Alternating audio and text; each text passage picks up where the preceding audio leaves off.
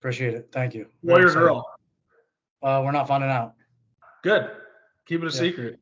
We're doing the old school, the traditional gender reveal, you know? How stressful is finding a name? I mean, we've kind of already had, I already have two, like I'm picking the boy's name if it's a boy. So I've already got two names that I kind of like. And then my wife has the girl name. So we pretty much have the names narrowed down. It's stressful as shit, man. That was like Yeah. the most intimidating thing for me. My thing is just thinking about daycare and the cost of that right now. That's what I'm most stressing out about. So, which we have a little bit of time to figure it out, but that's It's what I'm worried super about. fun. Daycare's great. And then they get sick every other week. Yeah. Yeah, I know. But all right, well, we'll get started. I appreciate your time, and like I said, I think I've been kind of hyping you up all week because I know it's going to be a good call for all my assistants. So that's the one thing I was going to start off with. Like with the way I'm at here at Fairmont, like having just a GA and then part time kind of paid internships, paid assistants, whatever you want to call it. All of my assistants are like 2 years of experience or less. So a lot of the questions that I'm going to ask you kind of at the beginning are mainly geared towards like newer, like strength coaches, younger strength coaches, and kind of helping them along their way. And then hopefully at the end we'll have some time to get into some of the Rockies and some of the Sparta stuff as well. So to start off, can you just give everybody like what your title is and what your role and responsibilities are for the Rockies? Yeah, so I am the physical performance coordinator for the Colorado Rockies. This is just finished my 7th season as the coordinator. Just got my contract for next year, so going on 8 years as the coordinator now. Roles and responsibilities, it's a lot. I mean, you have obviously the weight room, overseeing that, managing the budget, outfitting affiliates with equipment, gear, supplements, hiring a staff, educating a staff. And then I think the larger role for me especially is how does it piece well into this larger organization? I think in college you have obviously the athletic department, and Adam, you know this, being in professional baseball, like you have a myriad of other departments you have to work with synergistically to try and get an intended outcome. And I think the biggest thing for me is making sure is how is this the benefit for the player? I think that's largely what my job comes down to is from a physical standpoint, is what we're doing the best thing for the player? That is the most important thing. And I think that, and Adam, when you were here, I think that was largely what we always talked about was, is this what is best for the player? And that is still to this day, I think number one role and responsibility for me is, are we doing what is best for the player? Whether that be from how his training is, his conditioning, but also like even putting the other coaches and other departments in check of, from a baseball standpoint, is this the best thing for this player? So I think that is number one for me, for sure. Yeah, no, I agree. And again, it's something that I definitely, that was kind of already my favorite mind, but when I was with you guys, it just kind of solidified it even more. And really, even further, one of the things that I probably took away from the Rockies more than anything is kind of always like asking the question is like, is this the absolute best thing that we can be providing right now? And just always kind of questioning not only the stuff that everybody else is doing, but really more so even the stuff that we're doing as strength coaches, and kind of, just always never being satisfied with like, we've got it figured out, and always kind of just looking for just like you said, what's best for the student athletes in our case, but for the athletes in your guys' case. So one of the other questions I was going to ask about that, and you kind of started to talk about this with that, putting the athletes first, but what's something that from a Rocky standpoint, from a physical performance aspect, and then even maybe your own personal standpoint, like what are some of the standards, principles, like philosophies that you guys try to instill, like as a individual coach, as a staff, as a department, and then, utilize that to help better your athletes? Yeah, I don't think much has changed since you left. I think the biggest thing for us is lowest hanging fruit. Like, what is the best thing we can get from an adaptation standpoint for an athlete? Whether that comes to sleep, hydration, nutrition, in a broader term, recovery, but even training. Like, how is this intended effect going to be? Like, do we need to be doing full triphasic with guys? Probably not. Like, especially over the course of a season, when you're working with guys, it's like, what is the minimal effective dose I can get with an athlete to get an intended effect? Like, and I think step one is, can you get in the weight room? The biggest thing for us that we look at is compliance. So like, you track how many times you jump on the force plate, how many times do you log your workouts? Like, logging workouts for us, and I think I've beaten this like a dead horse over the last 7 years, is like, you show up and you did the work, you logged it. Like, that is critical. And then when it comes to the scanning component, like jumping on the force plate, like, and I used this conversation this year, it's points of contact. Like, you do an assessment on a guy, you jump on a force plate. Like this year we averaged like 12 scans per athlete, which is roughly in the course of a season every other week. Set a record for that. And talking about it with front office and other coaches is like, we had 12 points of contact to have an impactful discussion with a player. Like, that is invaluable. And I think our average prior was like 9 per year the last like 3 years. Like, we had 3 more points of contact to have an actual impactful discussion with a player to talk about, hey man, we see this on your force profile. How is your sleep? You've known the scan, like those 3 numbers, you can go and dive into some deep rabbit holes. And for us, it's like, how deep can we go just looking at face value? What is like the base surface? And I think, and I'm not trying to get ahead of myself here, is like, the problem with strength and conditioning right now is we want to try and solve all the problems all at once. And that's what is going to happen. It's like, dude, there are so many variables within the equation. Simplify it down and look at the things that we can actually have an impact on. Like, prime example is this year talking to a guy, got demoted, which is very rare for us. And talking to him, and he's like, man, like, stress, my velo's down. It's like, okay, what's your workload like? Well, he's the guy that uses wearables to track his throwing. He said, well, I stopped using my wearable because I was throwing so much, and now I'm not sleeping. I'm like, okay, let's scale this down. Let's start wearing your wearable and seeing how much you're throwing. And I said, the biggest thing we can do, how's our sleep? You mentioned there's a sleep problem. Now let's steer into that and let's talk about it. And it was a good, probably 2-hour discussion with this kid and the strength coach at the affiliate of like, hey, you're new to this affiliate, you got demoted. Can we scale this down to like, what is your pre-bed routine? Let's turn your phone off. Let's not look at stats. Let's not look at social media. Turn it off for an hour before bed. Come in, I think I came back like a month later to the affiliate.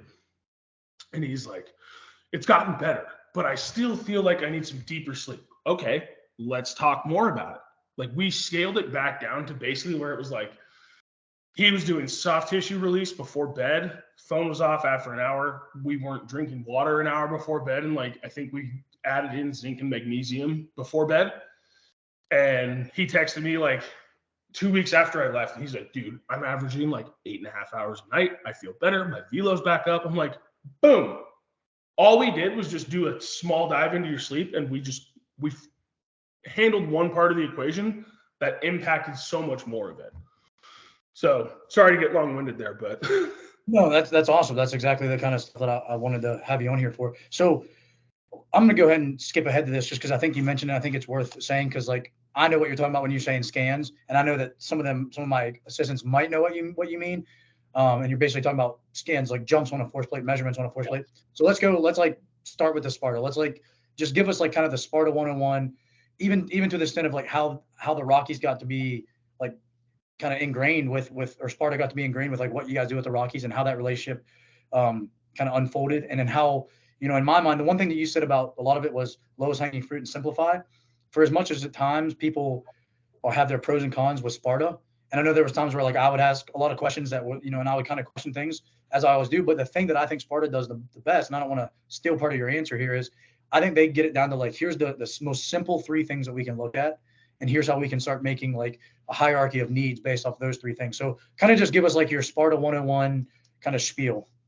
Yeah, absolutely. And I'll say this before I get into it. I think now, especially in the technology space, like it has exploded. And I just got done with our winter meetings and I actually just got back from Wake Forest too. Like technology has absolutely exploded in the last 5 years. And it's really cool to see what's out there. I think the biggest thing is looking at, okay, how does this hardware fit? But also what's the reliability of it?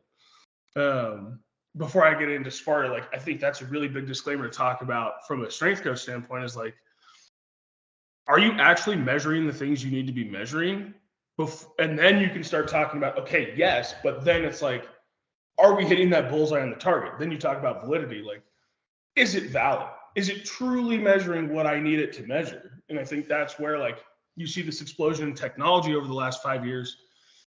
And it's really cool, but also like you have to, as a strength coach, it's like programs and all these new methodologies out there. Like you have to have the bullshit filter in your head. And it's the same thing for technology. And I get really fired up when I see like, well, we're using this glove that can measure wrist range of motion. It's like, cool. Like how is that measured?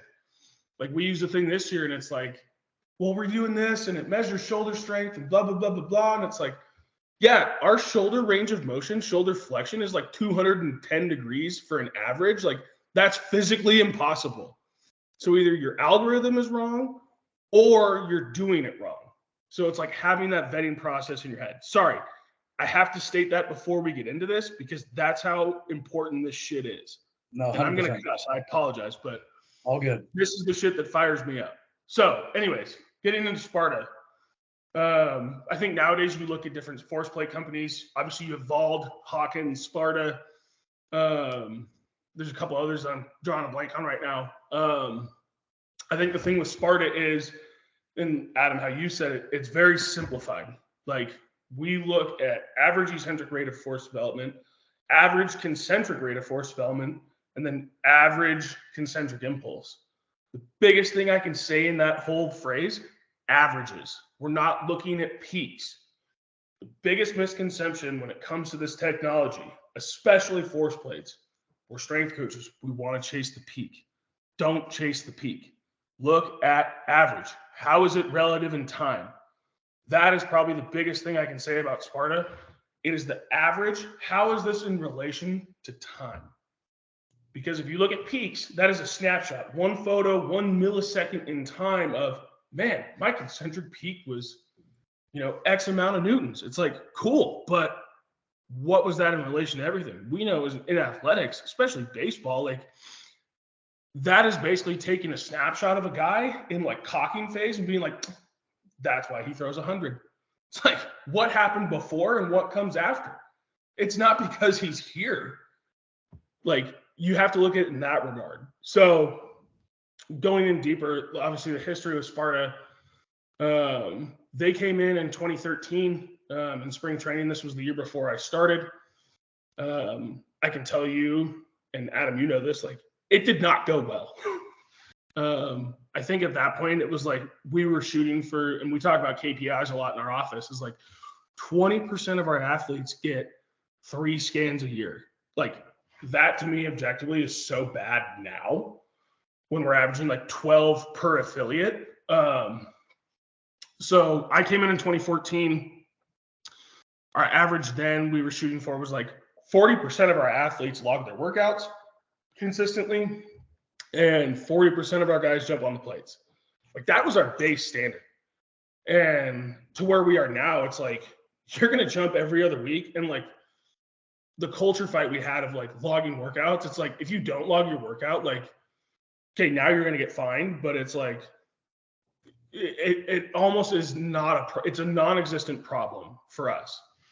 And that's taken 7 years of me being a coordinator, 3 years as an affiliate strength coach, like 10 years of this grind of like, we have force plates and then we didn't have enough. So we had to ship them around to our affiliates. So you would get maybe 3 to 4 scans on a guy throughout the season. Like I laugh at it now because it's so bad. But then like now we have force plates at every affiliate. And we talk about the scan. Like I said, like we look at average eccentric, average concentric impulse. Like we can look at a lot of those variables. Now there's more. Spartans refine their hardware and their software a lot over the last couple of years to where we can actually look at like RSI and all the nuances you would want to see relative to a company like Vald or Hawkins if we really wanted to get into the brass tacks. But I think just the availability of it, and that's been, again, we talk about like before this call, talking about like, we just got full-time staff this year, fighting these fights that are really important to you as a coach, myself as a coordinator, and then Gabe as a director, and then Doogie, our medical director, is like, we have to keep pushing this envelope of like, we need full-time staff, we need coordinators, we need force plates at every affiliate. Like we just got gym aware last year, and that was like a solid 2-year vetting process for me of like, well, we could do Vitruvi, we could do VMAX Pro, we could do like basic accelerometers, and it's like, why are we fucking around with this? Like, let's get the gold standard. Like, let's put in the quote, let's get gym aware, and like that has now become such a staple in our program as we, again, everything is relative. We talk in terms of like the force plate here, especially with averages. Like, we look at averages on the force plate. How is it relative to you right then in that moment? But also then with training, it's like you can use a VBT as like, how is this relative to where you're at now? Like, we can go down some deep rabbit holes about neuromuscular stimulus, like how primed up are you with your CNS, like how's your recovery when we talk about VBT, and it's like, how is this relative to where you're at now? So it's like adding these kind of tools to the toy box as we play. But I think like the base level for us is like, can we jump on the force plate? Let's look at where you're at relative to you. And then let's have this, and Adam, you said it best, like hierarchy of needs, like boom, boom, boom, boom, boom. It's this decision tree that we have that's been refined over the years. Like, okay, we're going to do this, then this is what's going to happen. We see this on the force plate. Okay, we're going to do this, and this is the intended effect. We're still allowing, you're bucketed, but we're still allowing that individual variability based on what we see. That's the, like, I think we talk about it, and I'm not trying to get in my head of myself here, is like, it's the art and the science combined. That's coaching. Like, you can be a coach, a really good coach. If you're missing that science part, like how much of the equation are you really solving? And on the opposite end, like you can be really sciencey, but if you don't know how to blend it and sell that science to the player, like you're ultimately going to fuck yourself over and lose that athlete. Like, this is the dance we talk about, like as a coach, like it's that back and forth, like how centered can you stay with this whole thing? Sorry to be long-winded, but No, that's good, and that's something that we'll definitely come back on from the coaching standpoint of, especially as a young coach, because I know I was one of those where, well, I don't want to get onto it yet, but I know where you're headed with that and where my head was going, so we'll definitely come back to that. I do want to ask one other thing about Sparta again, just to give them a little bit of an idea. So you mentioned the 3 actual measurables, and like obviously Sparta calls them load, explode, and drive. And I think I talked to Tyler about it a little bit. I sent him some of the stuff that I still have, like that we went over when I was with the Rockies. Can you just give us, because I told Tyler the biggest thing that sold me on Sparta was whenever Bryce stood in front of the classroom and he said, Adam, what sport did you play? What positions did you play? And I told him, and he's like, I guarantee you're going to be a low drive guy, right? You know what I mean? So then whenever I jumped on the plate, that's exactly what I was.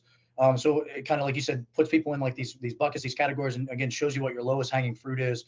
So can you just maybe elaborate on what, not necessarily the ins and outs of load, explode, and drive, but how it classifies guys and how focusing on your lowest hanging fruit, why I needed to do split squats and increase my concentric impulse. Like, why is that going to help me as an athlete? Like, how does that influence like our decision making as a strength coach, and how's it going to enhance, my qualities as an athlete?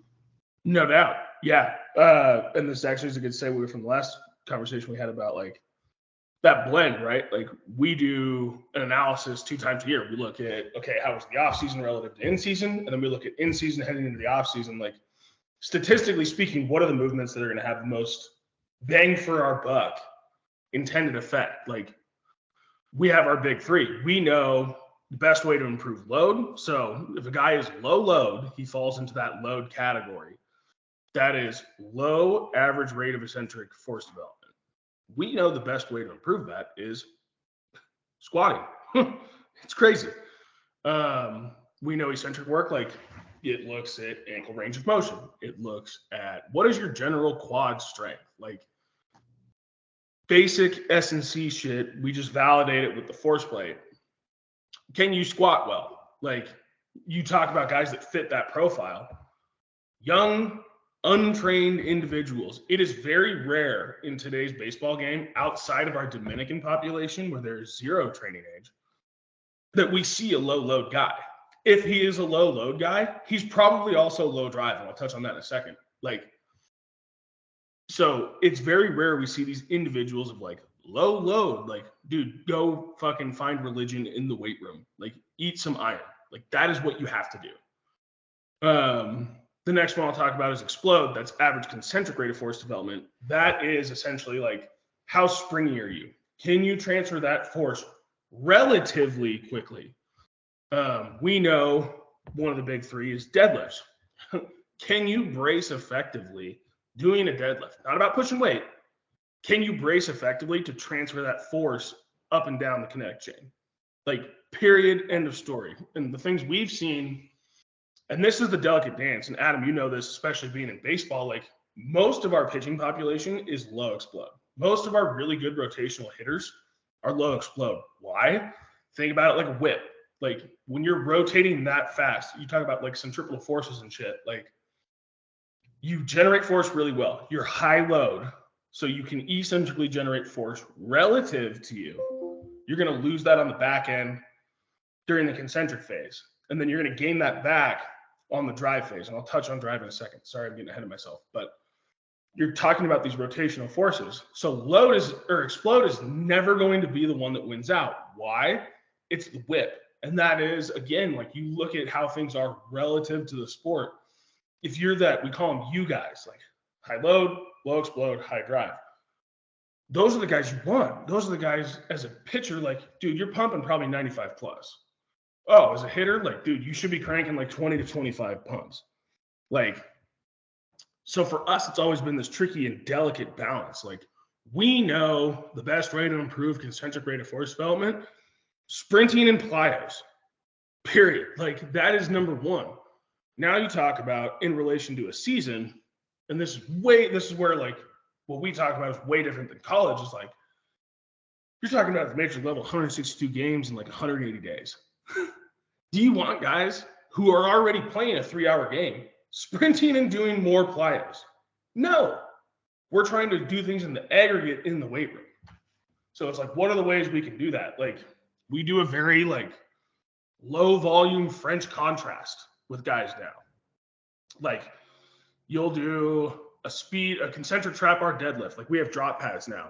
Adam, you'd be like in heaven right now if this was the program when you were here. Like explode now is like day one, you come in, you do an overcoming ISO for 3 sets of 5 seconds. Dude, you're gonna go bang fucking 6 sets of 3 on speed squat at 1 meter per second. Like you're bang, like that is the most fun day for our guys. Like they get juiced up, you're primed up, you go and you just rip. And then the second lower body day is like, all right, we're going to rip concentric trap bar for 5 sets of 3. And then you're going to go do eccentric deadlifts because we know deadlifts is going to have that highest intended effect. Now, especially with gym wear, like we can set that eccentric timer. Like, dude, you're going to bang a 3-second eccentric on the way down. Like have fun with your hamstrings tomorrow. But then you talk about like concentric deadlift. Like we do that paired with like, I think right now in the off season, we do 3 rounds of French contrast. In season, it's 2 rounds. Like, you're going to do hurdle hops, weighted jumps, weighted squat jumps, and then band assisted jumps. Like that is the most fun day. But we know like we're getting those ground contacts, we're getting the plyos in a good low effort way.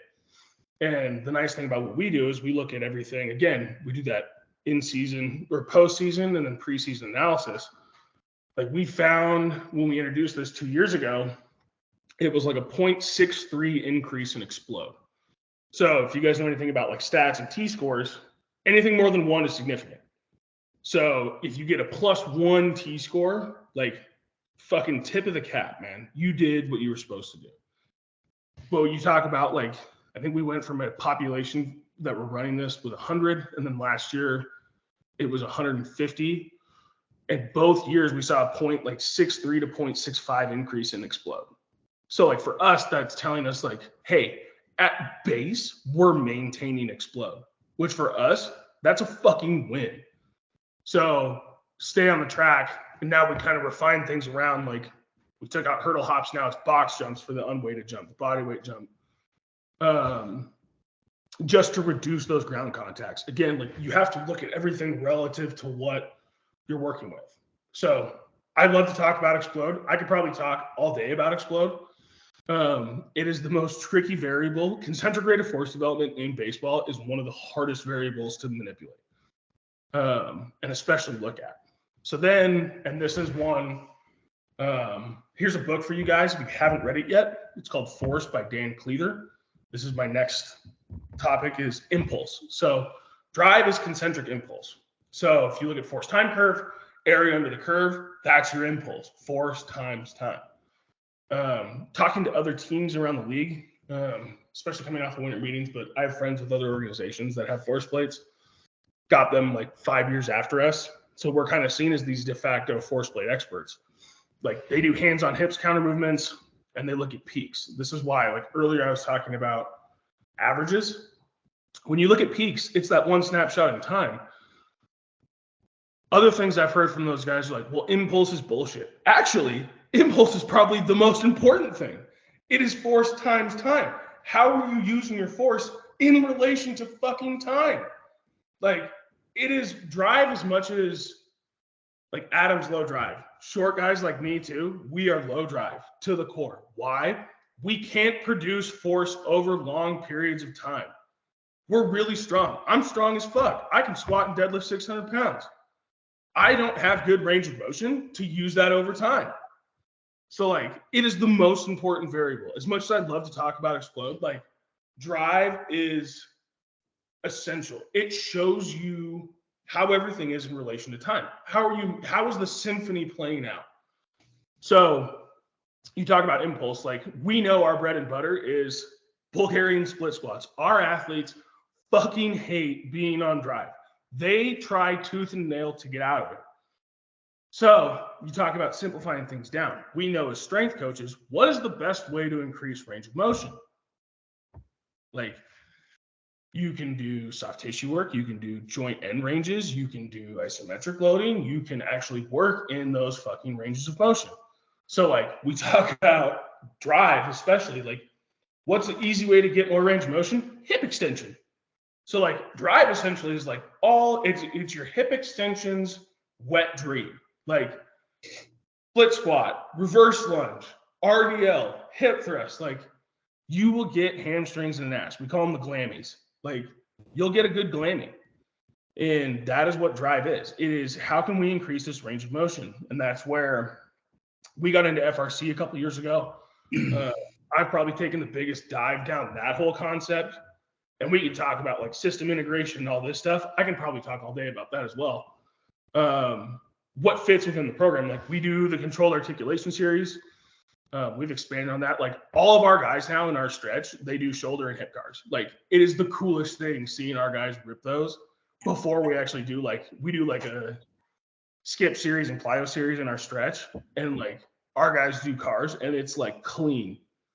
And you look at other guys and they're like doing all this stuff. And it's like, our guys are like, boom, boom, boom, boom, boom, boom. Like, they know the importance of it. And we can talk about, that's a big culture thing for us too. But going back to drive, like, it is the easiest.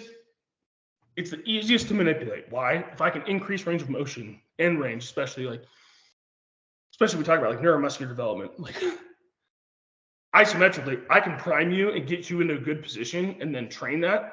I can test you on the force plate 5 minutes later. Drive will go up like 2 to 3. And again, we talk T-scores on the force plate, 2 to 3. That's pretty significant. But I think the problem we see, especially industry-wide, is, like, we denote impulse and we denote the averages. Like, we get so strength coachy when it comes to looking at peaks.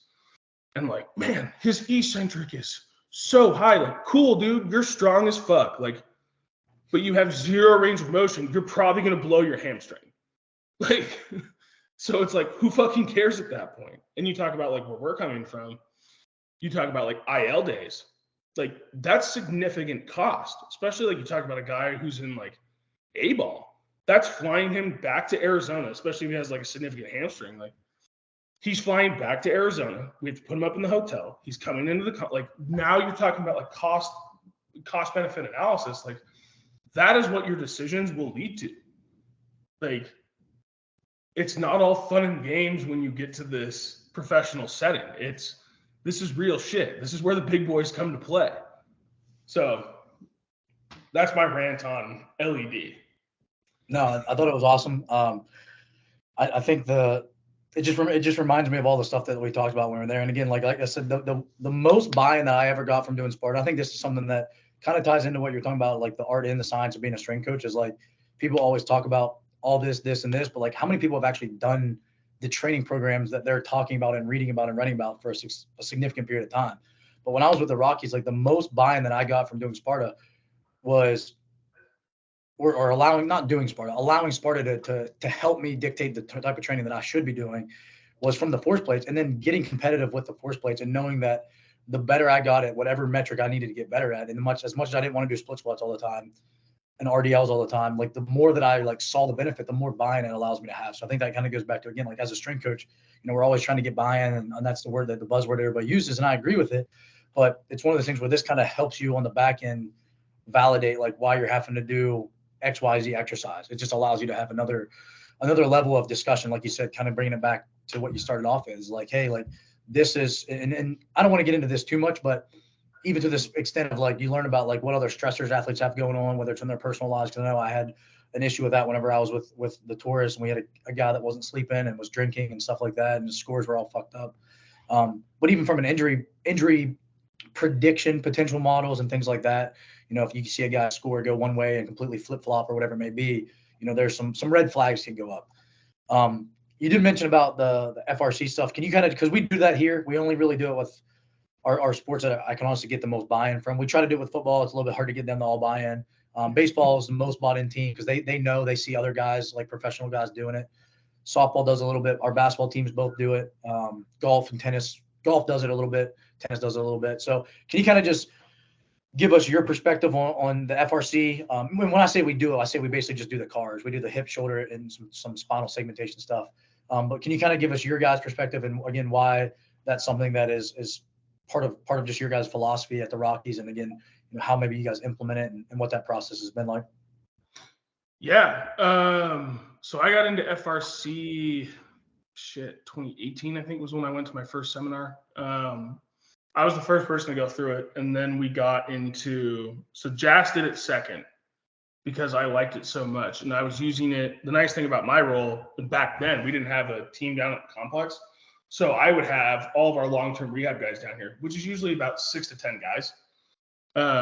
So when I did FRC, I think I did it in like May of 2018, and being able to like mass implement that is really hard unless you have like a good test population. So like my rehab guys are kind of my guinea pigs sometimes when I go and like find these things, or like we're running a new program. Like French contrast got bred from a small sample size with our rehab population. We were doing like one arm program with like French contrast guys. Like we were doing like band assisted stuff. Like they were using their left arm. Like it got really creative, but we were able to take that and then mass implement that later. So FRC came from that. So like we were doing like the full cars series, which takes about 10 minutes. And that's your basic like joint by joint approach. The biggest thing I can say about cars, and I'm stealing this from Dan Paff actually, it's joint hydraulics. Like, can we get that fluid moving in the joint and get it like warmed up and ready to go? That is cars. Like it's not range of motion. And I saw a strength coach, he's down some deep rabbit holes, but he tweeted like a picture of like Spencer Strider was doing cars for the Braves. He's like, that's not hip mobility. And it's like, okay, man, like fucking, it's joint hydraulics. Like, who cares? Like, let's not get into this. So basically, like you go down the rabbit hole of FRC, it's like, okay, can we do cars? That is the assessment piece of the FRC. Like, oh, his back hinges when he does internal rotation. There's probably an IR deficit in his hip. Okay, now let's take that and let's apply it to like, can you do a 90-90 IR liftoff?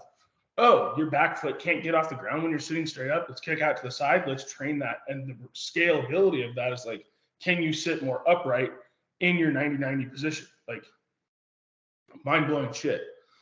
And again, I say mind-blowing, but we've been doing it for so long now. It's kind of second nature. Like this is just one part of the toolbox. Like I pull from this quite a bit with guys. Like it is my best regression of like, oh, we can't do plyos today. Go do hip cars. Like, oh, we can't do plyos today, or we've beaten the shit out of hip cars. Do a 90-90 sit for a minute and a half. That's your rest period. Like, do these things. Like, that is the biggest check down piece for me and how it fits in our system. But then you like take it a step further. We actually hosted FRC a couple of years ago at our complex. It was pretty cool. But we did FRC with the FRA, so the assessment piece. So like FRC introduces you to this big system, which is cool. Like you see it and you're like, man, how does this really fit all together? And then Jas and I took it a step further. We actually did the Kin Stretch seminar We went out to Costa Mesa and did it. And it's like, oh, here's how you mass implement this with a team. Like the scalability piece is when you do Ken stretch. And then we did the FRA later. We did combined FRC, FRA. So our whole staff got FRC that time. And then FRA, which is the assessment piece. And it's like, oh, like now I can see something in a car, hip IR. Hey, that looks really shitty. I'm going to put you on the table. Let's do some manipulation here. Okay, we can look passively versus actively. Hey, passively, we have good range of motion on that hip IR, but actively, we're missing like 10 degrees. Okay, there's a deficit. I know now, go do active internal rotation work with that hip. 90-90 sits, there's a whole toolbox that you can pull from to do that. But it's like, it's this guide map of like, oh, we're lacking IR. Let's go do this. And I'm going to touch on this for a second because it's pretty prevalent right now in sports. Is like sport coaches wanting to get like the hot topic right now in pitching is like, well, his mechanics, he can't get good hip IR. It's like, okay, we'll do the table test on him. He's got good passive, good active, but you think there's a problem with the mechanics. It's like, where's the dichotomy here? So like, you don't know unless you actually do like an x-ray. He may have a fucking bony block, especially if he's like, we can talk about hyper specialization, but like the thing we've seen is like guys that hyper specialize early, it's like more commonly like low backs, like spondy disc issues and like hip cams. Why? You're rotating way too much at a young age. Like, but you see these like development things, like he may not have the internal rotation to actually do those things. And like, we know that doing, look, we do cars every single day with our guys. They fucking hate it, but they love it at the same time. Like, and they know how to assess themselves. I think that we can talk about culture at some point in this call, but like culture is the biggest thing for us. Like our athletes are the best coaches. Why? Good coaches make themselves relevant. I stole that one from Dan Path too. And that's like the biggest thing I've beaten in my staff's head is like, teach your athletes how to do something and how to be their best self-diagnoser. You are the check and balance system. FRC, how it fits in our process is that is the diagnostic. Dude, we start every stretch with shoulder cars and hip cars. Oh, you're lacking shoulder flexion. I can't see your ear. What's going on externally? What's going on internally? Like, then now you can have these deeper conversations. We talk about the force plate, like 3 numbers on the force plate, low explode drive. Okay, great. Now we can start diving into these things. Then you look at the actual like stretch and warm up. Like if you're not watching your athletes doing your stretch and warm up, like intuitively you should know, hey, if we're chatty, we're wired up. Today's going to be a great day. If we're quiet, fuck, what's going on? Like I probably need to try and do like a couple extra sets, plyos, skips, bounds, sprints, whatever. Like let's get them tuned up a little bit and ready to go. But like your stretch is your diagnostic. And that's where like I can walk through a stretch line, whether that be in spring training, in season or the off season, and I can see like, man, your shoulder's here on shoulder flexion. Like, what the fuck is going on?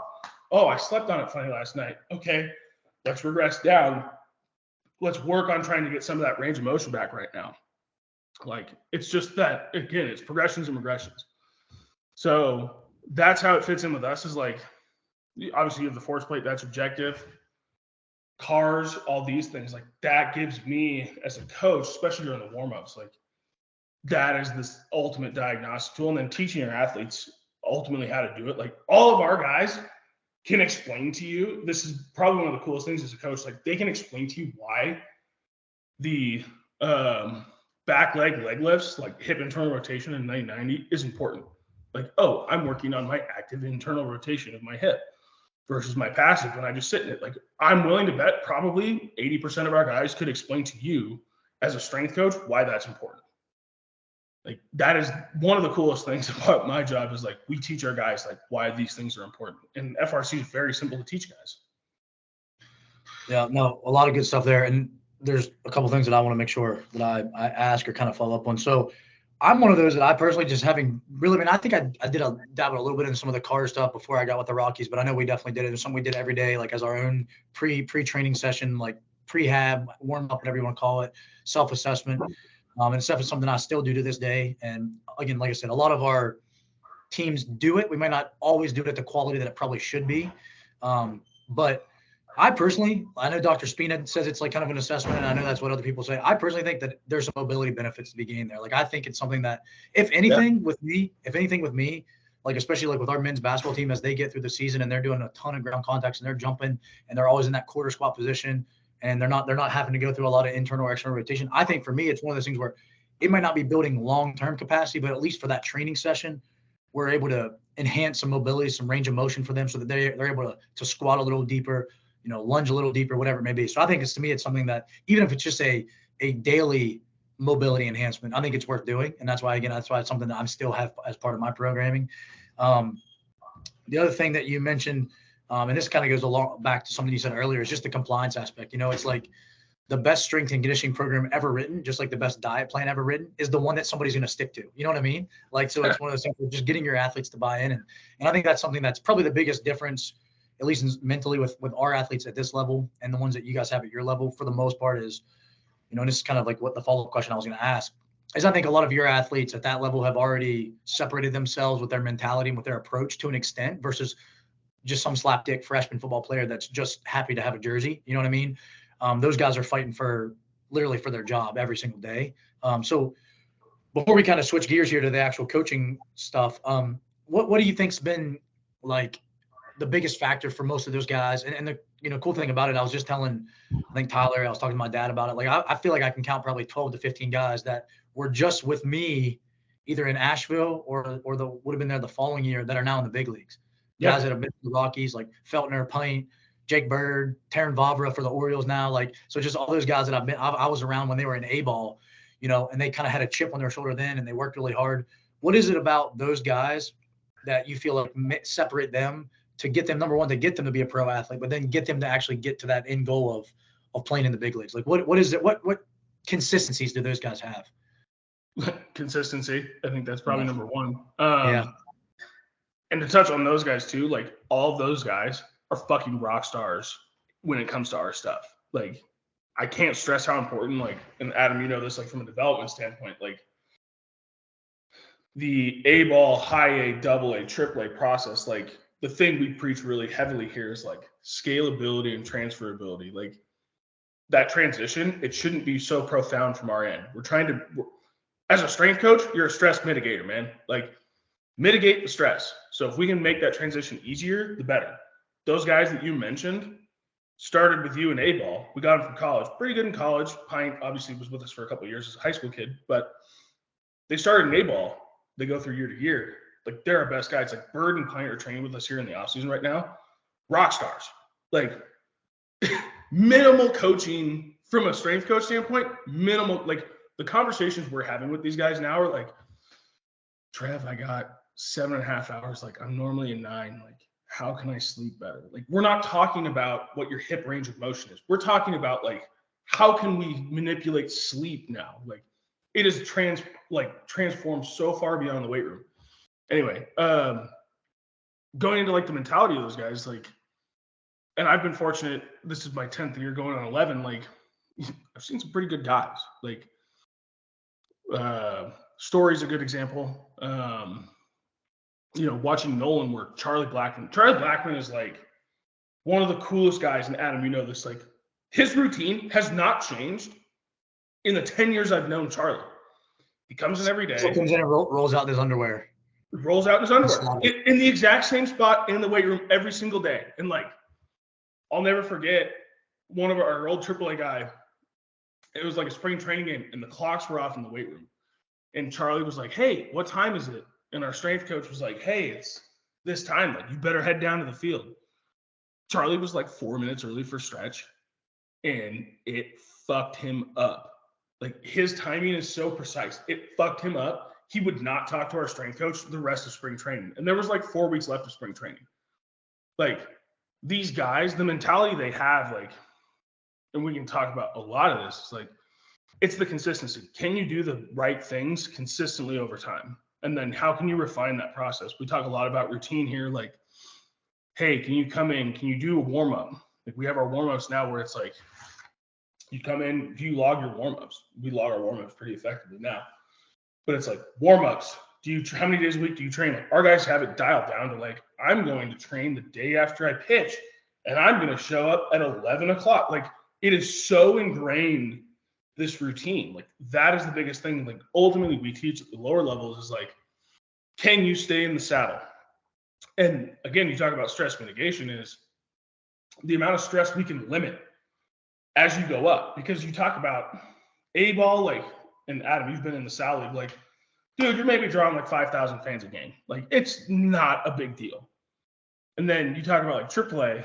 Like, I was there on Cinco de Mayo this year in AAA. There was 16,000 fans in the stands. Like, that's big boy shit. And then you talk about like, you go to the big leagues.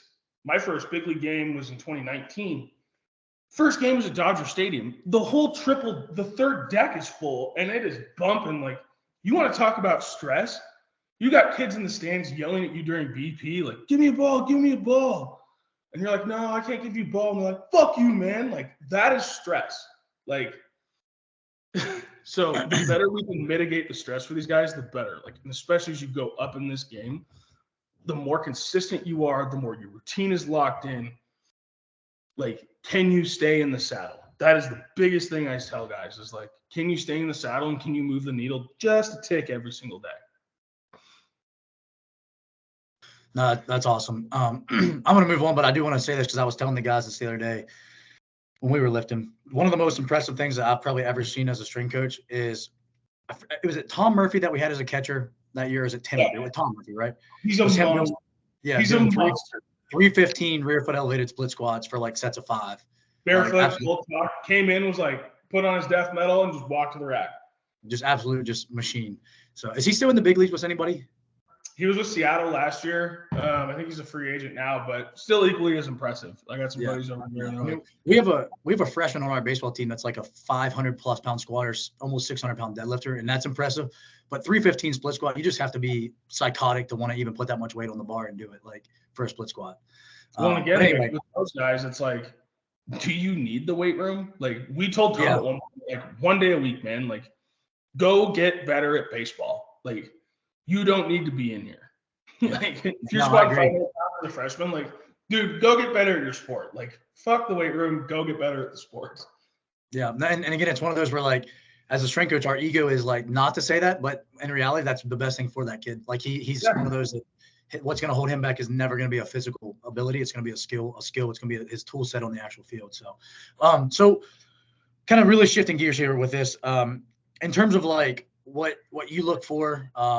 Actually, let me take it one step back here. One step back further. When you were coming up as a young strength coach, like, what were things that from where you were 10, 11 years ago to now, what's maybe some of the things that you wish you'd have known then, or like, what would you give yourself advice for back then, or like, what you've learned, like, what kind of experience have you had, like, that kind of stuff? Like, how would you go back and make yourself a better strength coach 10 years ago? That's a tough question because I think, and I've said this before, like, I wouldn't hire myself as a first-year strength coach now, knowing like how I was then. So like, it's really hard. You talk about development, like, it's really hard. And I also had really good mentors around me, like Mike Jasperson, Brian Buck, Adam Auer, Bryce, another good one, Bryce Patterson. Like, the coaching tree that influenced me was really good to like help me define who I am. Like Phil Wagner, the CEO of Sparta, like, I'm going to say this, was the ultimate heel for me. Like, he was on my ass from the second I walked in to the minute I left. And I fucking hated him then. But like 10 years later, I'm like, man, I learned this from him. Like, I'm so grateful to have gone through that, as shitty as it was then, not realizing how like long-term it paid off. And Phil actually came in this year for the first time in like 5 years. And him and I had a really good discussion. Like, it was kind of this full circle moment for me where I was like, oh, like, what you did for me actually really helped me. Coaching development, like, man, it's tough. Like, I think experience is the biggest thing. Like, not to be that strength coach and say like, well, you got to get the experience. Like, you got to get the opportunity. But like, really, it's contact hours, man. Like, can you spend time doing shit? Like, my first year in the off season, I was living with Jaspy, and we had all of our major league guys here. So it was like 40-man guys. They wouldn't talk to me the first week of the off-season camp.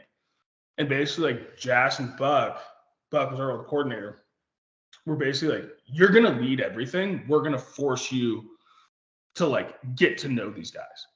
So like after a month, then I'm having like guys that have been like 10-year service time in the big leagues come up to me like, hey, what do you think about this? And I'm like, dude, I'm a second-year strength coach. She's like, what's your opinion?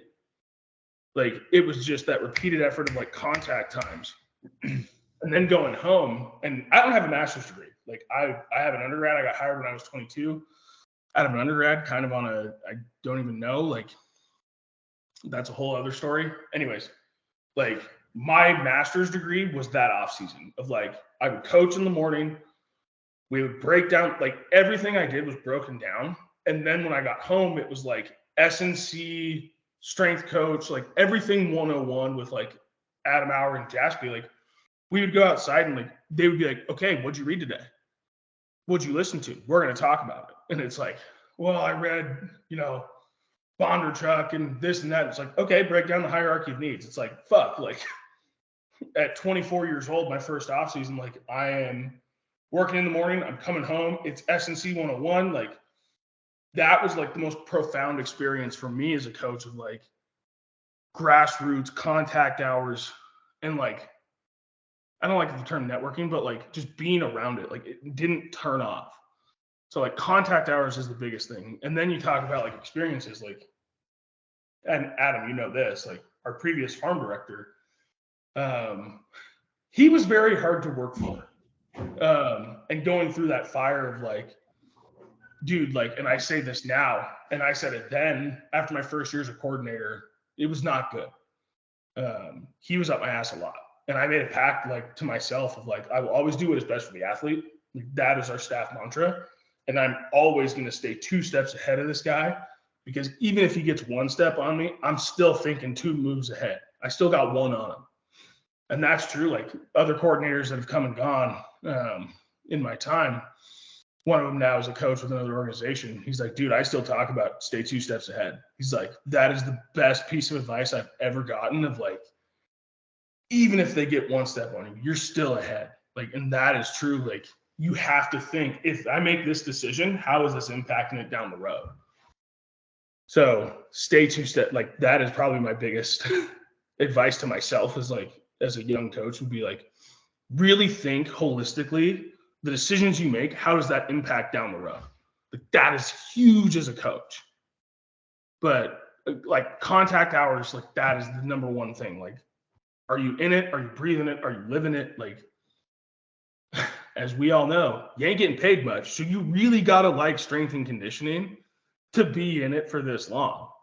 Like I'm going on 11 years now. Like I really like strength and conditioning to be here.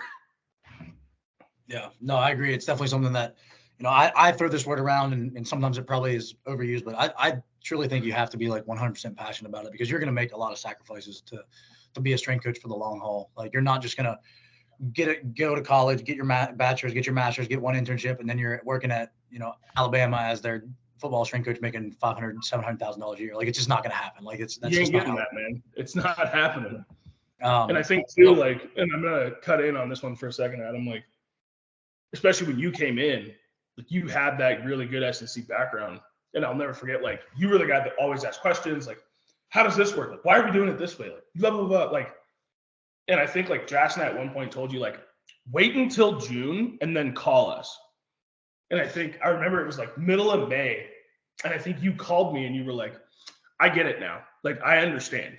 Like, I understand why we do low volume, high intent. Like, I understand the process." And it's like, yeah, dude, like you just have to go through it and experience it, especially in our level where it's like you're in it every single fucking day in season. You don't have a choice. Like you're in the trenches. And like it takes guys a while to figure that out of like it is different, but it's not at the same time.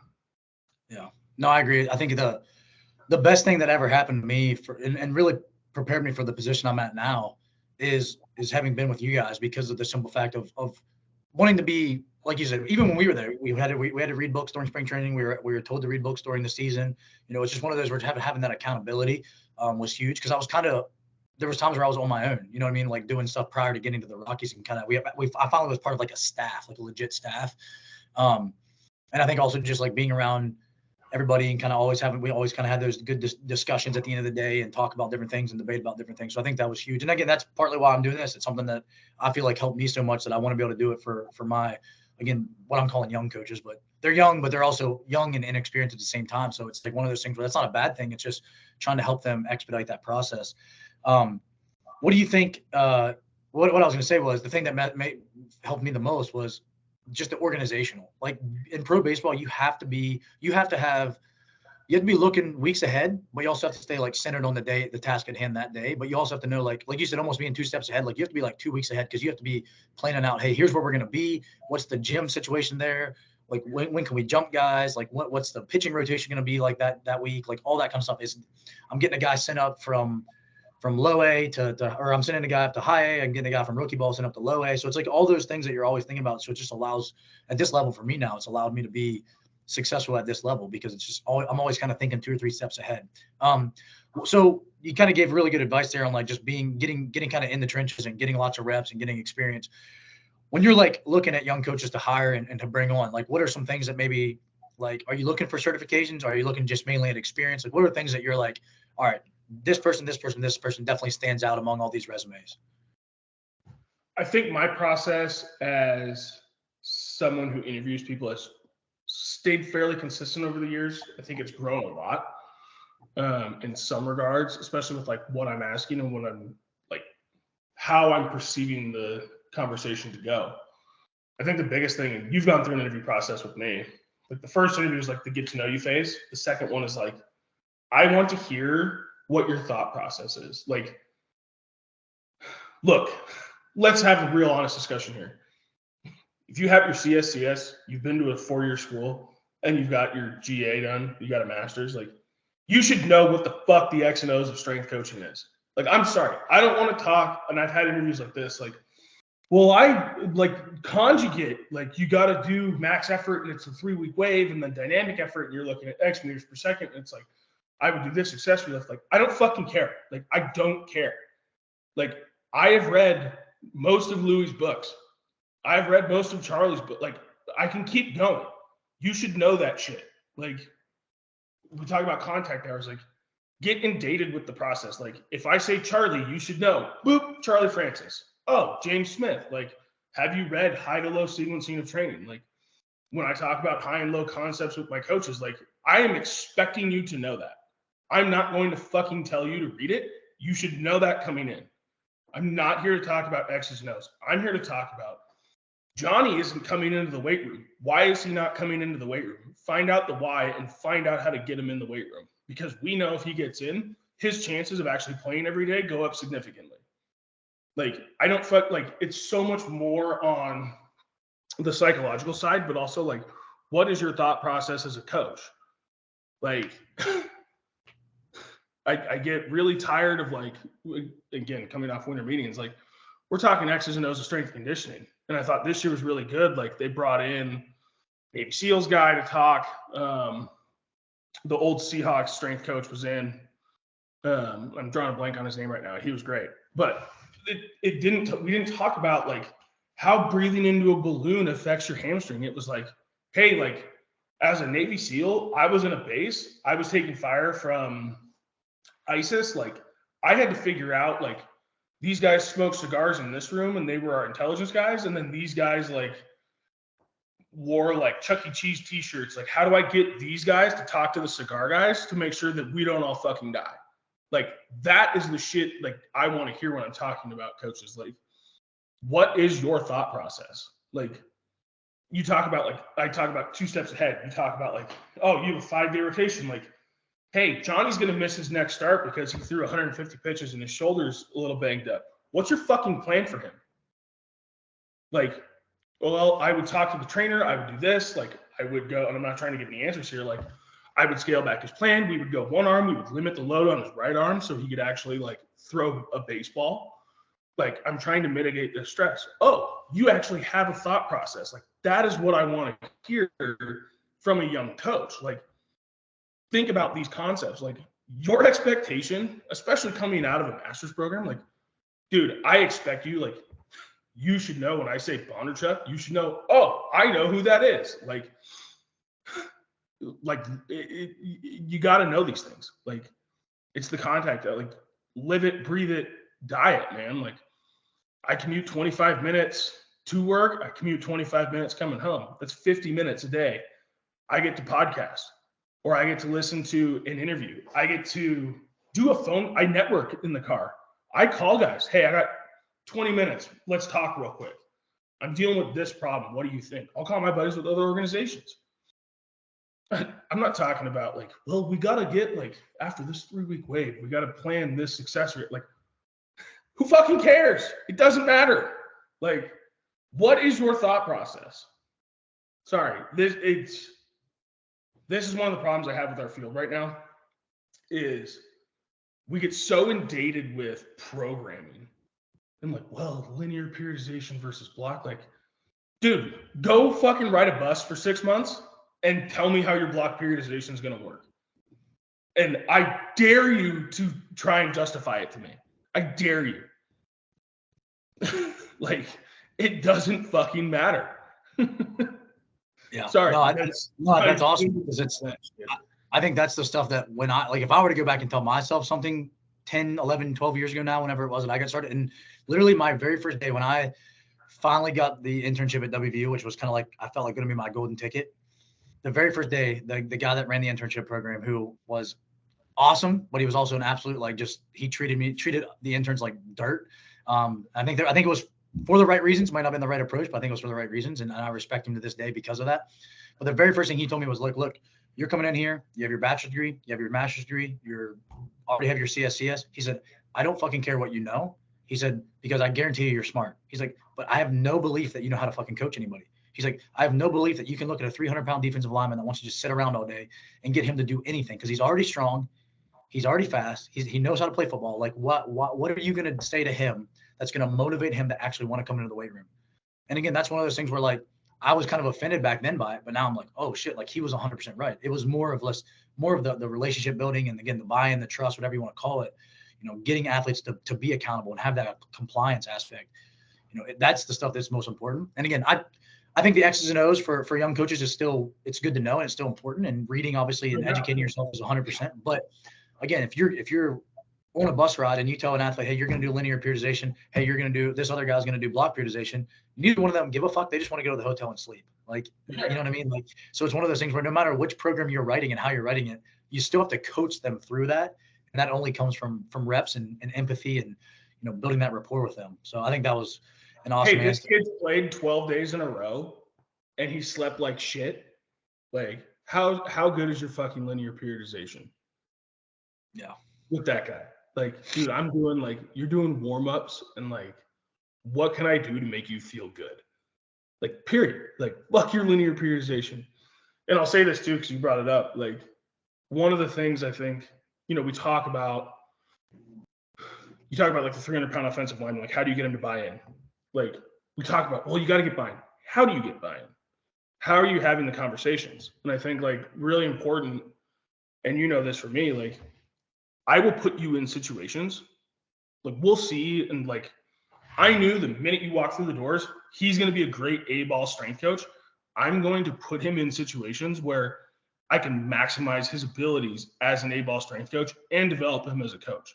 Like, dude, you were leading stretch like 1 week in, and you would come in and be like, well, this guy was saying this during stretch. Talk to him. Like, what is your opinion on it? Like, we don't talk a lot about, like, how to do these things. Obviously, like I said, like, contact hours is big, but, like, go and do it. Like, it's really cliche to say, like, go and do it, but, like, you as a coordinator, you as the head of the department, like, put your guys in positions to actually succeed. Like, I talk about my path. Like, I was put in front of the 40-man guys my first off season. Like, I have no problem going up to a $100 million free agent and being like, hey, man, what's up? Like, because of that experience. Like, you as a young strength coach, like, you have trust in your superiors to, like, put you in those positions, and then have discussions about, like, hey, I said this, like, what do you think? And then you as, like, a supervisor would be like, well, I think you should have said this. This is why. Like, that's how you actually learn this shit. Like, we don't talk enough in this profession about that component, and that's what drives me fucking nuts. Sorry to go on this tangent here, but, like, it is vital as a strength coach. That is the biggest thing you can do as a coach. Period. End of story. Yeah, no, and I agree. And honestly, even like running these internship programs and stuff that I do here, like I think the number one problem with just college in general, and this is a whole nother rabbit hole, is they don't give any of the students contact hours. You're learning all this theory and all this kinesiology and all this anatomy and physiology, but then you do a 3-month internship at the end of your senior year. Like you should be doing an internship all 4 years. Like how else are you supposed to learn and put any of this stuff into practice? And that's the number one thing that, all the interns and coaches and stuff that I've had here since I've been here, like the number one thing is they don't know how to coach every situation and and the only way you can do that is by trial by fire. That's really the only way. So Right. For those of you listening, like this is probably the most important 10 minutes of this whole conversation is just continuing to be uncomfortable, like getting comfortable, being uncomfortable and coaching those that we have in the weight room and trial and error. Like that's at the end of the day, to me, that's important. So we do interns now. We actually have an internship program that we started. Nice. We're partnered with ASU. It's been fantastic. Like we had our first one this summer. He was our only candidate, but he also was like the perfect guy to be like our first one. And he comes in and we're like, all right, like you're going to do that, like go through the same setup of like the racks are going to be set up like this, all that shit. And so we're talking and we have like our first discussion of like programming. And he's like, well, I would do this with a baseball guy. And it's like linearly periodized and like push pull, like your cliche shit you learn in college. Me and my ACL guy are sitting there, we're like, yeah, like you really think that's going to work, kid? So then at the end, it's like, okay, write a program. And he goes up on the whiteboard. We have our wall. It's a whiteboard wall. And he's like, write it. And we're like, you got it, man. Like, you've been in it. You've seen it. And, like, we forced him, like, we had a guy, he was doing, like, a bottoms-up kettlebell press. And he's arched his fucking extension. I'm like, are you going to go say something? And he looked at me. He's like, well, I don't know if I can. I'm like, I'm telling you to go fucking say something to that guy because he's doing that exercise wrong. So then we had a discussion like 20 minutes in the office afterward of like, you need to be a fucking sniper on the floor and go attack the problem. Like, it is not a matter of like, well, I don't feel comfortable doing it. I don't fucking care. Go fucking do it. Like, that is how you learn. Like, make the mistake. Like, what is wrong? Well, he's in thoracic extension. Go fucking tell him. Like, I'm going to go tell him anyways, but you go fucking tell him. Go do it. Sorry. Like, no, it's awesome. This is what I want this call to be. This is why I'm doing this. I agree. And again, I say the same stuff, maybe not as eloquently as you at times. So it's just one of those things where I think it's good for everybody to hear. The last thing that I was going to ask you is just like kind of bringing it back to just programming. This is the last thing I wanted to say is what does like, we mentioned like playing 168 games or 162 games in 180 days. Minor league guys, it's like 140. Yeah. What kind of things are like, what does a week look like for a minor league guy or a big league guy? And kind of how does that transition throughout the year? Like, just give us a quick rundown, 5 minutes or less of, here's what spring training looks like. Here's how many times they're going to train. Here's how many times they're going to condition. Here's what their schedule looks like during the season. And we don't have to worry about the off season. The off season is easy, and honestly, in my opinion. So, just kind of give us a rundown of that. Yeah. So, spring training, controlled chaos. We don't need to talk about it. It's my least favorite time of year. It's the worst 6 weeks of existence. You're talking about 4 a.m. to 4 p.m. every single fucking day, and it's the worst. Get home at like 6, and you just literally like sleep. It's like sleep and go to work. And I don't know how the players do it, like tip of the cap. So like in season for us, we do 2 lowers, 2 uppers. We do 2 total bodies. So like, and we do low volume, high intensity. So like, we're going to do 4 sets of like a squat, and we do a basic like 5-4-3 progression on a 3-week wave. We added in a resiliency complex. At the end, it's 2 sets. It's basically like isos and like Nordics every single day, just to like touch on general capacity work. And we can talk about like the impact of that. We actually had less soft tissue injuries in the lower half last year, introducing that from a microdosing concept. But anyway, so we do 2 total bodies a week. So like you talk about a starting pitcher, we have a 5-day routine that we wrote up. It's actually changing a little bit more now with minor league schedule. You go 6 days in a row at an affiliate now. It's not the like 3 on, 3 off, all that bullshit. And like Mondays are all off days. So like for a structure standpoint, it's really easy for us to be like, okay, like position players between Tuesday and Thursday, get your first total body in. Thursday through Sunday, get your second one in. And like we know like Wednesdays may be a day game and Sundays are definitely going to be a day game. Like plan accordingly. Like it's really simplified now to like just get in the fucking weight room. And like now that there's weight rooms on site, COVID actually, as shitty as COVID was, changed a lot of things for the better. Like every facility now has to have a weight room on site. So like we can go, especially when we're on the road, like we don't have to go to Gold's Gym anymore. We can go to that facility or the field, work out there at a designated time in the morning, and then go back to the hotel, sleep, do what we need to do. So basic programming, like 2 total bodies a week, position players. We don't sprint in season. Again, and I can talk all day about this, of ground contacts, volume, all that shit. Like average center fielder runs 2.8 miles, jogs 2.8 miles per game. That is non-game jogging to and from the dugout. Like, do we need to jog him? He's running probably 3 miles a night. So multiply that by 6, like 18 miles a week. We don't need to fucking jog him for general capacity work. Like he's getting that in concepts. Position players, we don't sprint. And then pitchers, relievers will do sprints, agilities, and tempo runs. Again, if you don't know about tempo runs, read Charlie Francis. All that shit. It's pretty basic. And we base all of our stuff now. Adam, the biggest change I think from conditioning is yardages. So we do average yardages. In season, it's 150 yards for sprints. So you can break that up into whatever you want. You can do 10, 15s, all that shit. Like break it up. 150 yards is your cap. Agilities don't change. So that's like, we do first cuts. So you do 1 cut and then you sprint out of it 15 yards. That doesn't change. And then tempos, it's like, I think we cap it at like 600 yards. So like you have some variability as a coach. Like we're very systemic with how we work, but there's variability within the system. Like I don't fucking care. Like your sprint days, you get 150 yards. Your tempo days, you get 600. Do with it what you will. I don't fucking care. Make it happen. Be a strength coach for a little bit outside of the system. So brass tacks, that's what we do. Again, we talk about scanning guys. It's every other week now. Again, we average 12 per guy. That tells me, hey, we have more contact points. We averaged every other week all season with our guys. Set a record actually for scans this year, which is hilarious. Again, Sparta's even like baffled, like exponentially we've kept going up. I think that just goes to show our culture and like how we're coaching guys. And then with like workouts, like, dude, if a guy's banged up, you have 6 months. Like, does he need to get in the gym that day? Probably not. Dude, come in, bang out a warm up, do some isos, get out. Like, you're fine. You're playing 6 days a week. Just do what is best for the athlete in that moment. 5 minutes. I got it. Yeah, no, you're good. You know, you made me think about that. And I was going to say this earlier.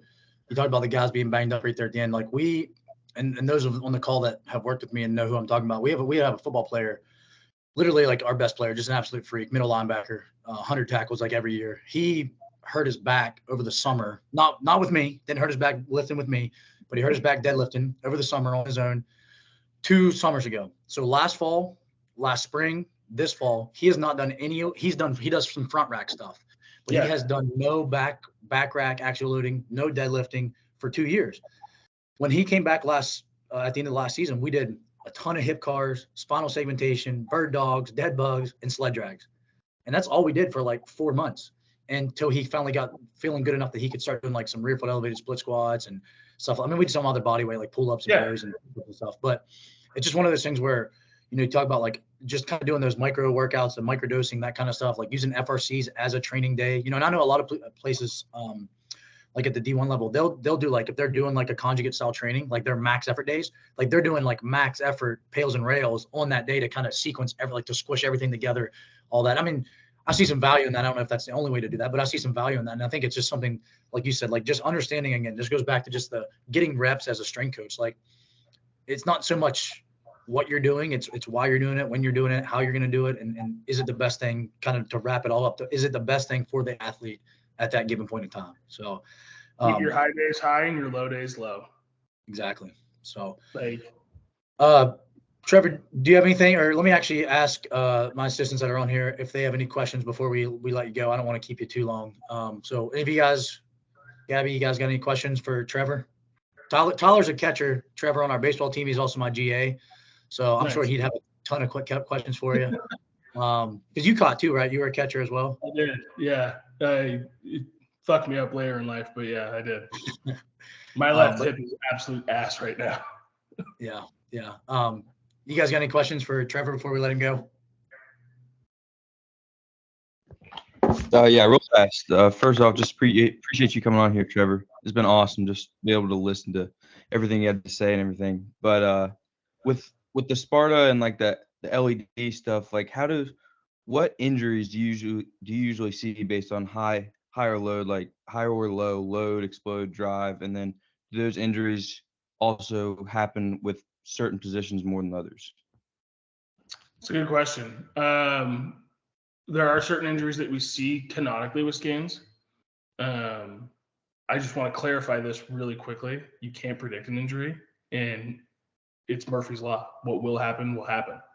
So it's risk mitigation is what I will say. I don't believe in injury prediction. I don't believe in injury prevention. I think if you hear a strength coach say that, go run for the fucking hills. So like load, you talk about it like weak eccentric shit. Like we call those guys like usually they're high drive guys. Those guys, like we talk about context, like you don't have strength, there's no brakes on your car, you're all momentum. Like think about kinetic chain, especially for a pitcher. What's going to go in the kinetic chain? Survey says UCL. Okay. So like you'll see more ligament type issues with that. Like they have no stability to actually like maintain force. And then conversely, like low drive guys, we actually there's 2 studies have been published actually on this from us with our research. Low drive guys, so like high load, high concentric, high explode. So like really strong, really wired up, but like no range of motion. Those guys, I call them linear guys. Sparta doesn't have it like categorized. I call them linear guys. I've seen enough scans and how these guys move. They are all down the mound. They all throw like 95 plus. Like there's no range of motion. So if you have no range of motion, especially like external, like getting layback, what's going to fucking happen? You're gripping it so fucking hard, you're almost going to go. Like you see that conversely with that. Low explode, high explode, like high explode guys, those are where you see like a lot of hip hingers. Those are your like middle infield, center field type guys, move really well side to side. You talk about upstream, downstream. If we're really good at hinging, what's going to fall into place? You're talking about spondies, discs, obliques, those guys. They have no hip-shoulder separation. Like hips and shoulders go together. Like they concentrically are so wound up, that's what happens. And then conversely, like you look at guys like those hyper-rotational guys that I was talking about, the U. So high load, low explode, high drive. If you're rotating a lot, and you have no concentric capabilities to like transfer force effectively, I call them like hyper U's. Like you're talking about T-scores, like the U that explode is like minus 20 plus relative to these two. Like that's an oblique. Like willing to bet you're probably going to see some form of an oblique at some point. And then like low drive, like those are your hamstring guys. Like we had a guy, high load, high explode, center fielder. He had distal hamstring tear last year or 2022, blew his other one distally this year, 2023. And like front office came up and like, how could we have prevented that? And I was like, 1, you can't. I said 2, it's a lot to do with like neuromuscular. Like we've seen canonically over time what these things are. That's the nice thing of like, I'm willing to bet on each guy that we've had consistently in our system, we have probably like 50 plus scans on them. Like you can see this whole like history on our software of like where guys are at. Like Pint's really cool to see because like you just see like it's I think like 10 years at this point of like where he's been at. But yeah, like they were like, what could have happened? I'm like, nothing. He's wired so tight, like it was gonna happen on the other one. Like we repaired the other one, we'll repair this one. Hey man, come back and we'll rehab you and let's get into it. But you know, I think that's the other component too, is like everybody talks about hamstring strains and it's like, okay, how much volume are you doing? 1, like I think volume's the killer, especially when it comes to sports. Like we do low volume, high intensity. Like we push these intensity, we push eccentrics with guys. Like we push heavy RDLs with guys, but we're going to do it at a good fucking tempo. And then sprint, like we microdose sprinting concepts. I know we don't sprint our position players, but we'll sprint them after stretch every day. they'll do 2 to 4 sprints before BP. They'll do 2 to 4 sprints before the game, and they're told to run at max and 10. I'm willing to bet they probably run about 90 plus. So like, if we're touching on max sprint capabilities, again, you talk about 6 to 8 times a day, multiply that by 6, like you're talking about like 40 plus events, multiply that by however long the season is. Oh, fuck, like we're getting a lot of sprint work in on top of what we're doing. And we're getting 2 days a week of eccentric lower body lifts. Like we're doing a lot to prevent this shit. We're not breathing into balloons and like, well, my liver's like now centered and like I can get my hamstrings neutral. Like, I'm sorry, I'm not a big fan of PRI. I think there's some things that are good, but like I've heard enough presentations on like how resetting your rib cage can affect your fucking hamstrings. And then the guy says in like the next sentence, like, but if you don't do it, like it'll go back to the same thing. It's like, got it. Like you are just, it's snake oil. Got it. Like, sorry, that's my rant on PRI. Don't get me started about expansion and compression. What about the what's his name? The guy that's always like walking weird and I can't think of his name. He has like a whole system. The coiling guy? The rec method stuff. Don't you like? Okay, I'll tell you guys this. This is as good as it is. Anybody that deals in absolutes, run away from. No one has all the answers. I don't have all the answers. Adam doesn't have all the answers. Everything's relative. Anybody that tells you another system is inherently wrong, I know I just said that. Again, I'm not shit talking these things. I think there are good concepts in PRI. I think there are really good concepts in expansion compression. David Weck, as loony as he is, and again, I'm not trying to shit talk here. Like he has some good concepts. So I'm not like putting these guys down, and I don't want to get into that place. Anybody who deals in absolutes like that, or is saying my system is better because I will do this, they're a snake oil salesman. Stay away from them. That is my warning to young strength coaches. Don't deal in absolutes. That's my stance on those guys. No, I completely agree. There's always a grain of truth to something that they're saying. But yeah, it's never go wholesale into some of these people. Anybody else have one last preventing injuries? Sorry, this is the last thing I'm going to say on this. Like we know we're really good at preventing injuries. We were 26 out of 30 this year in minor league baseball and IL days. So like we were top 5 in keeping guys on the field. Really, really good year. Couple that with 12 scans per athlete, record number of scans, record number of workouts logged. Like we had a really good fucking year. Now my challenge is always when people come and try and like, and Adam, you know this, like other coaches in our organization, sport coaches, well, we got to work on this. Like, okay, that's great. Like, how can you find something that's better to put into our system when we're already doing this? Like, and I'm not trying to like be pumping my own tires here or our tires, but like, how can we make the system better? What processes can we integrate? Like, I feel like we're in a pretty good space, but if there's someone who can do it better, bring them in. I don't fucking care. Like, do it better. If you have something that's better, do it.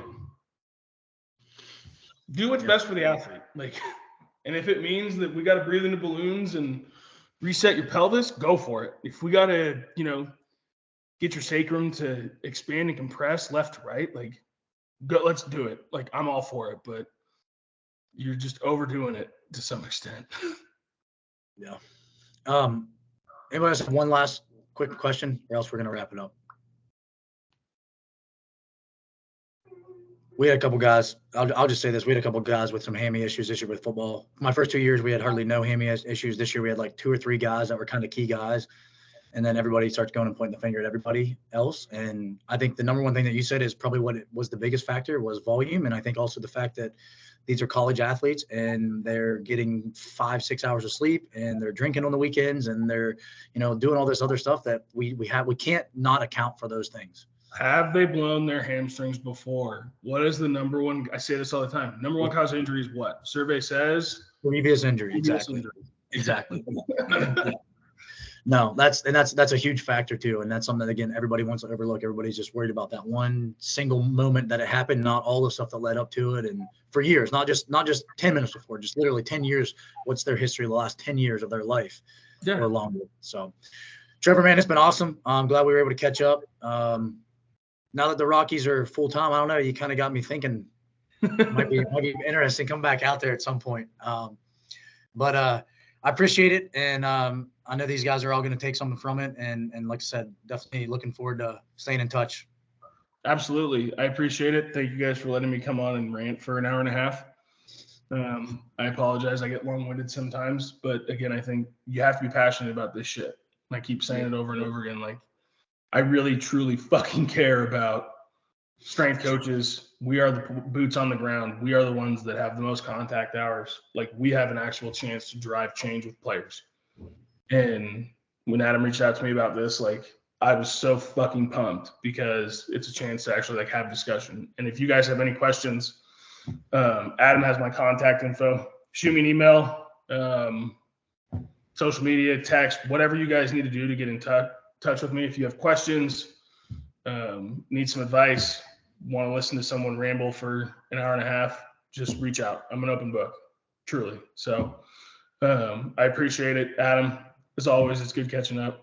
Well, I'm sure we're going to talk a lot more in the next couple of weeks. So, yeah, man, it's been cool. So appreciate it.